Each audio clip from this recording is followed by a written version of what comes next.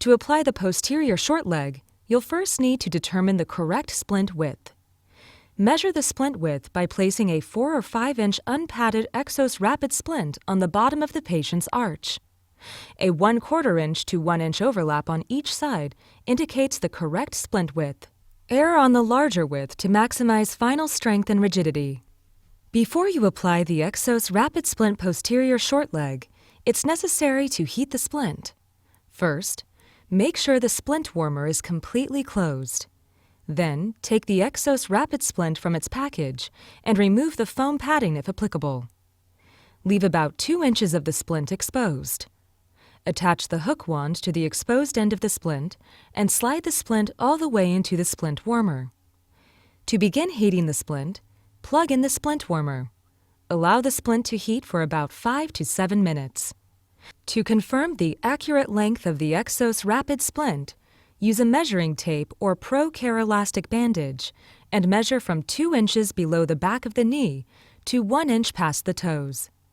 This will confirm the accurate length of the splint. Make adjustments to the splint prior to heating or post-heating if necessary. Err on the larger width to maximize final strength and rigidity. Usually a 26-inch length splint will be required. Seat the patient on an exam table with their legs hanging off so that the knees are flexed to 90 degrees. After the Exos Rapid Splint is heated, remove the splint from the warmer. Please note, adjustments can be made to the splint prior to heating or post-heating if necessary. Trimmed edges should be rounded. Reapply the foam padding if applicable, and ensure padding extends beyond the edges of the splint. Trim the pad if needed.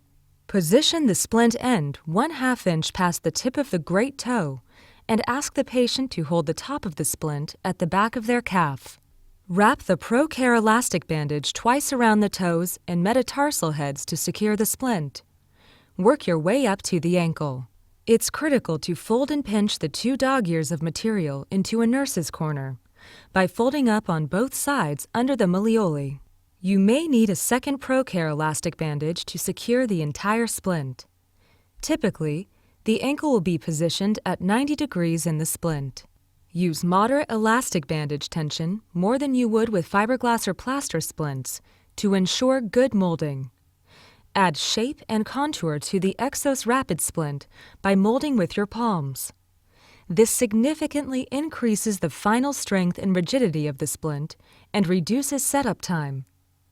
If the final position of the splint is not ideal, remove the elastic bandage, place the Exos Rapid Splint back into the warmer, and repeat the application process.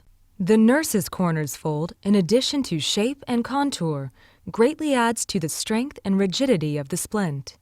Applying a figure 8 of tape from the met heads to the posterior calf can help maintain the 90-degree position of the ankle. With standard heating time, overall hands-off rigidity should be achieved in approximately 3 to 5 minutes, while full rigidity will be achieved in about 10 to 15 minutes.